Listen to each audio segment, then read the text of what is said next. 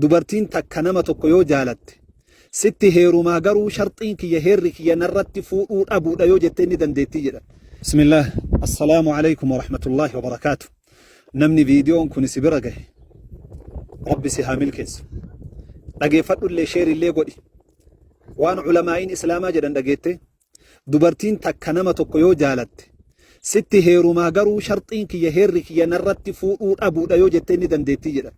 Heera akkasii gaafuma heerumtu bulfachuu ni dandeettii jedha. رسول كينة صلوات ربي وسلامه عليه المسلمون على شروطهم جدا نمن ربي تأمن هير رئيساته كوجدا حديث بيرو كيست إن أحق الشروط أن يوفى به ما استحللتم به الفروج وسو إسيت ولدت هندبل من وان بلما سنتي في إسي وجير رفتيسا قوتو فيك أبدا جدا سن كيساتوكو يو إسين هير أكسي بلفت أكن رتهم فوني هير كي يكنا يو جتني دندتي جدا رب الله قرآن كيستي دبتي يا أيها الذين آمنوا أوفوا بالعقود بلما ولي سنتن قوتات تاجد بلما نما سنتن قوت تاجد رب قرآن كيستي دبتي كناف دبرتين تكنمتك أن ست هيروما هيرك يا شرطين كي يا أتنرت فوق أبو يو جتن ندن ديتي جد مرقا إسيتي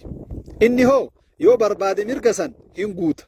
يو مرقا وان حيرا سينيف شرطي سينيف سيو كديدو تاتي فيتو ولين جراتي فيتو ديفتيتنين موتو براديم تجدن كوني مرقا شريعان إسلاما دبرتي في أي دجاج بارك الله فيكم كان اللي قبق بعد سنين جدا السلام عليكم ورحمة الله وبركاته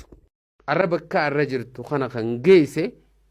درجة الرجل تخنا خنجيسه سببا ada bakhetiti yoo xiqqaate waggaa 10 ol yookaan 15 ol haadha abbaan kee hurkaa kana sirratti guggutatu mucaa jaane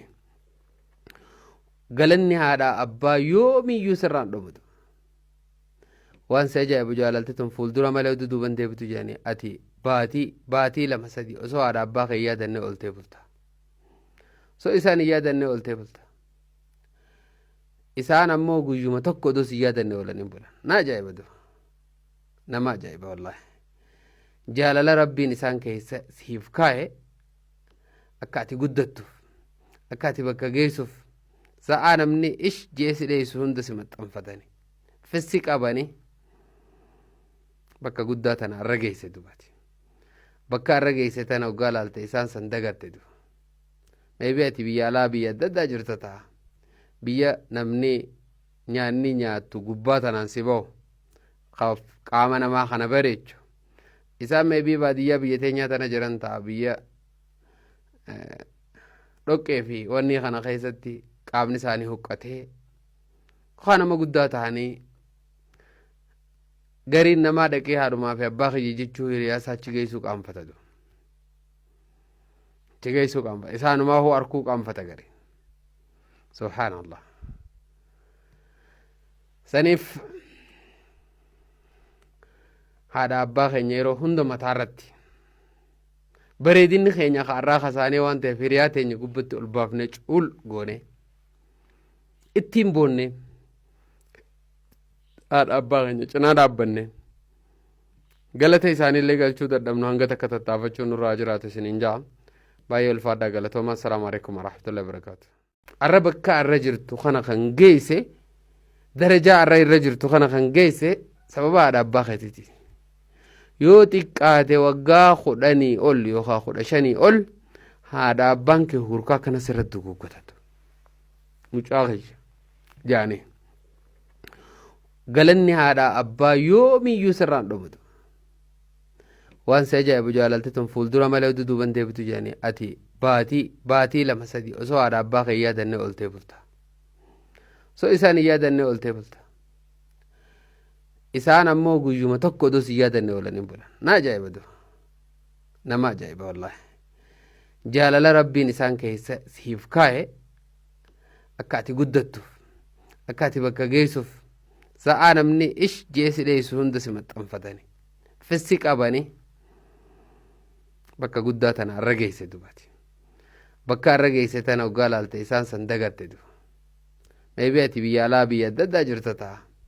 biyya namni nyaanni nyaattu gubbaa tanaan si ba'u qaama namaa kana bareechu isaan maybe baadiyyaa biyya teenyaa tana jiran ta'a biyya dhoqqee fi wanni kana keessatti qaamni isaanii huqqatee kanama guddaa ta'anii gariin namaa dhaqee haadhumaa fi abbaa kiyya jechuu hiriyaasaa achi geessuu qaanfatatu. Achi geessuu qaanfata. Isaanumaa hoo arkuu qaanfata gari. Subhaanallah. Saniif haadha abbaa keenya yeroo hunda mataa irratti bareedinni keenya kaarraa kasaanee waan ta'eef hiriyaa teenya gubbatti ol baafnee cuul goone ittiin boonne haadha abbaa keenya cinaa dhaabbanne galata isaaniillee galchuu dadhabnu hanga takka tattaafachuun nurraa jiraatu isiniin ja'a baay'ee ulfaadhaa galatooma. Assalaamu alaikum warahmatullahi wabarakaatu. Baatii Dhulhijjaa baatii hajjii keessaa takka lama jettee hanga guyyaan 10 sun dhumutti addunyaa kana keessa daqiiqaa ta'e sa'aatii ta'e guyyaa ta'e ji'a ta'e kan guyyaa 10 Dhulhijjaa gahu gonkuman jiru. Ragaan kanaa Qur'aana irra jira, hadiisa Rasuula Rabbiitiin jira sallallahu alayhi wa sallam. Qur'aana keessatti bakka lamatti dubbate Rabbi ashru Dhulhijjaa ifa baase. Lamaan keessaa tokko suuratul fajri bismillahi irrahmaani irrahiim wal fajri walayaalin ashri wal fajri waan fedheen kakataa akka fedhetti kakataa nutu gaafatama malee waan hojjatuu fi tarkaanfii fudhatamurraa rabbiin gaafatamu. Wal fajri jedhee kakatee guyyoota 10 Dhulhijjaa walayaalin ashri bultii 10 illee kakadhe jedhe Rabbi. واذكروا اسم الله في أيام معلومات قيوتا بكمتو جئيتا القرآن كيستي بكبروتي ربين دبت سن اللي الرهدون علماء قيار ربين اتنككتي في تسورة الحج كيستي أيام معلومات ينسني 10 ذي الحجة أجلا. حديث عبد الله بن عباس